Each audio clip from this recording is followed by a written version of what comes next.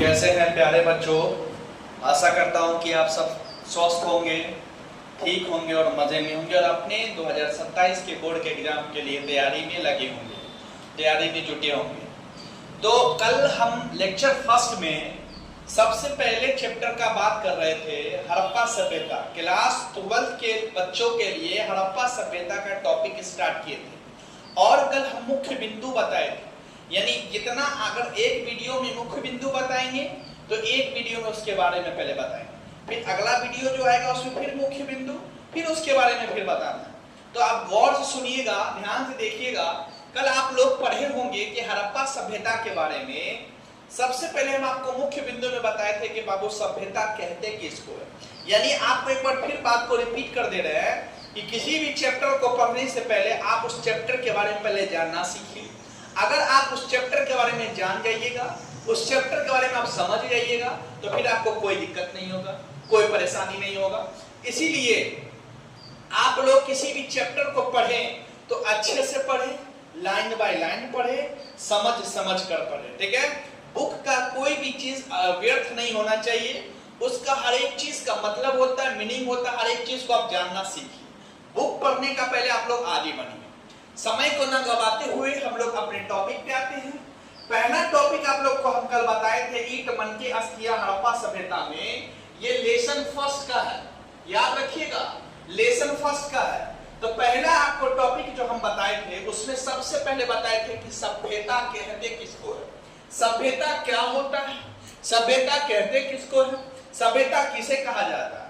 अगर आपको एग्जाम में क्वेश्चन पूछा जाए कि सभ्यता किसे कहते हैं या सभ्यता से आप क्या समझते हैं तो बता देना, क्या लिखना तो गौर से समझे। पहले अगर किसी भी टॉपिक को अगर आप समझ जाइएगा तो आपको ज्यादा परेशानी नहीं होगा। ध्यान से देखिएगा आप लोग। सभ्यता का मतलब लोगों के एक ऐसे समूह, यानी लोगों का एक ऐसा समूह, लोगों का एक ऐसा समूह को सभ्यता कहा जाता है। यानी लोगों का ऐसा समूह को सभ्यता कहा जाएगा जिसके रहन सहन, जीवन निर्वाहन के तरीके, विचारधाराएं और मान्यता विशेष हो, यानी कुछ अलग हो, कुछ हटके हो। यानी क्वेश्चन आपसे पूछा जाए कि सभ्यता किसे कहते हैं तो लोगों के रहन सहन, ठीक है, लोगों के रहन सहन को, यानी कुछ हटके हो, यानी कुछ अलग हो, उसको ही सभ्यता कहते हैं।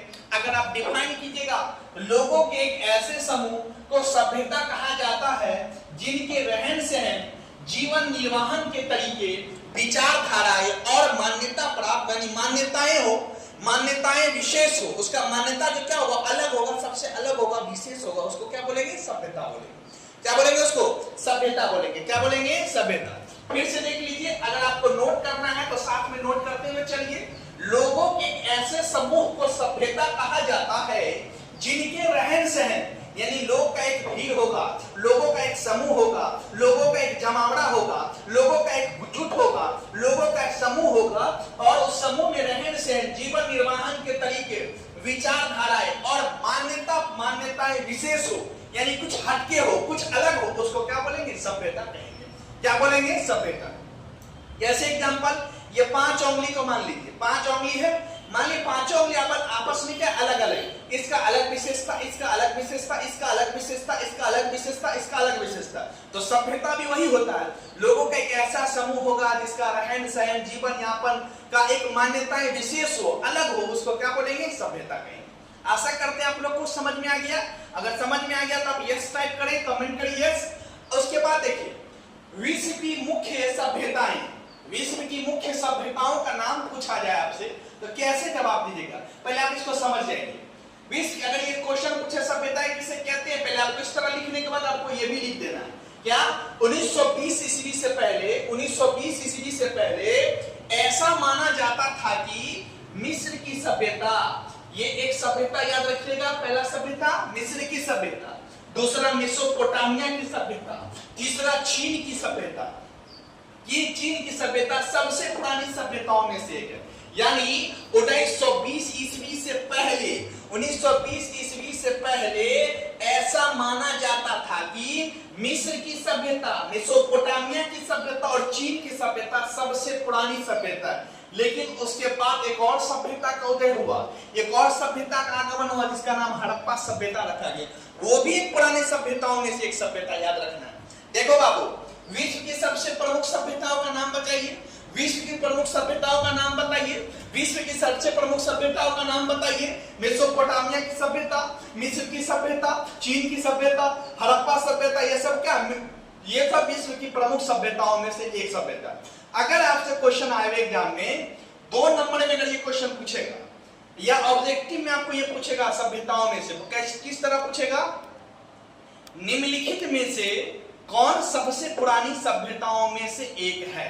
ऑप्शन नंबर ए मेसोपोटामिया की सभ्यता, ऑप्शन नंबर बी फ्रांस की सभ्यता, ऑप्शन नंबर डी पेरिस की सभ्यता, ऑप्शन नंबर डी लंदन की सभ्यता। तो क्या बोलिएगा, मेसोपोटामिया की सभ्यता। इसी तरह आपको क्वेश्चन पूछा जाएगा, तो आप इसको नोट कर लीजिए। अभी हम लोग नए हैं, धीरे धीरे फिर आगे बढ़ेंगे, तो आप ज्यादा से ज्यादा चैनल को सब्सक्राइब करें और लोगों तक फैलाएं, ताकि आपको हर एक टॉपिक का एक टॉपिक आपको हम दिमाग में अंदर हटा दें। इतिहास से आपको मोहब्बत करवा देंगे, याद रखिएगा। आपकी बार 95 पार नंबर लाना है, दिमाग के अंदर घुसा लीजिए। मिलते हैं नेक्स्ट वीडियो में, आप लोग अपने तैयारी में जुटे रहिए। Thank you.